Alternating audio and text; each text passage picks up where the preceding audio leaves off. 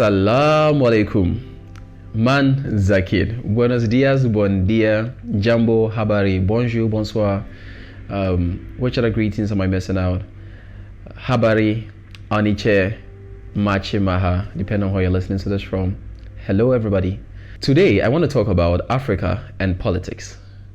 So, I am fascinated by politics in Africa, I must say. And politics is a beautiful thing. Guys, don't get me wrong. I love politics. I think outside of sports, my next favorite thing is politics. I love the fact that a group of people, based on the decisions that they make, can sway a country or a continent or any given region from bad to good, from good to better, better to great. When I look at the UAE, and in particular the state of Dubai, I am fascinated by the kind of politics that they play. And I know that whenever we mention Dubai, people think of the extravagant nature of things and the beautiful sophistication that is found in their development. Do any of you take the time to actually think about the leadership and the policies that rule and govern this place called Dubai? You know, Moses Arthur has a podcast. I think he has a video where he talks about the ideas or lessons from the greatest place on earth, and I think it's an amazing analysis that Moses makes. But let me bring this back home. You know, whenever you compare African countries to states that are advanced and developed, the initial response that you would always receive is, but we don't have their resources. Well, being a Ghanaian myself, I am forced to actually take things into perspective and ask myself, if Ghana is not doing well, if Ghana is not succeeding, is it a lack of resources or a lack of leadership and good politics? You see, as a Ghanaian, I think I am best suited to criticize my country. I don't think anybody else should do that. I think we Ghanaians should be the first to do that. And so allow me to speak on this. Politics in Africa shouldn't be what it is. Right now, when we talk about politics in Africa, most Africans don't want to involve themselves in politics because politics has created a bad reputation for itself. And it has done this because the people who are supposed to be in politics have left it for the people who are not supposed to be in politics. And those who are currently in politics have decided that they are going to create a reputation for themselves.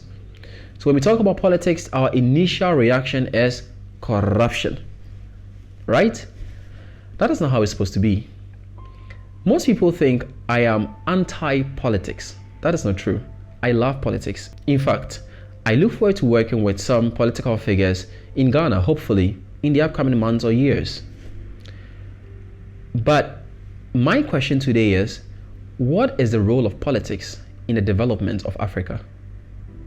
I argue that you could be the best businessman, you could be the most strategic thinker, you could be the most amazing, creative entrepreneur there is. One policy will destroy everything you've created. Let me give you an example. If you take the country Ghana, for instance, Ghana in the past few months or years have created all forms of different taxes. Now, these taxes have actually been a source of discouragement, great discouragement to upcoming entrepreneurs and young ones. If you take a country like Ghana, because of lack of good policies and good structures, we have been experiencing a devaluing of our currency to the extent where now people are scared to invest their money in Ghana.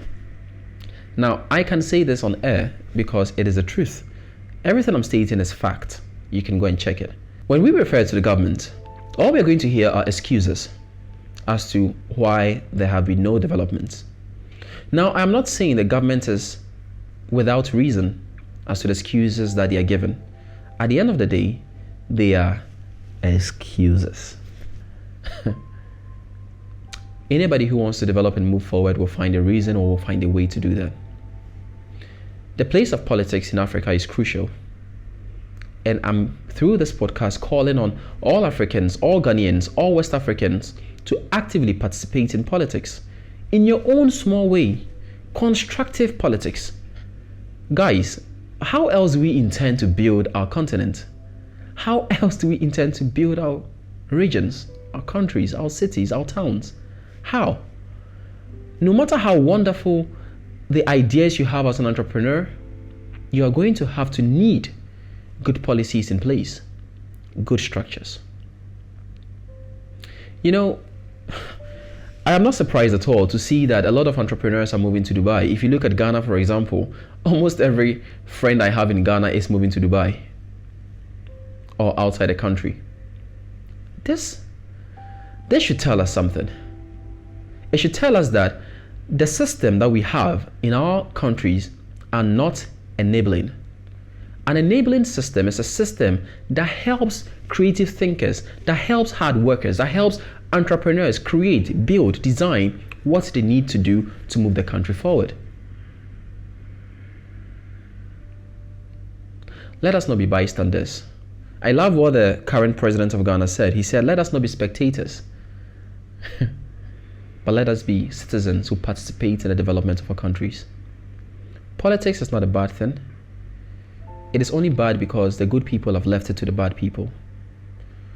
So, if you think you have a good heart and you are a good person to enter into politics, this is a cue from the gods. It's a cue from God or a cue from gravity, whichever one you believe. Let us get into politics, whether actively or passively, and let us contribute to the success of our countries, of our regional blocks, and our continent at large. Till I come your way next time, my name is Prince Tego. Bislama.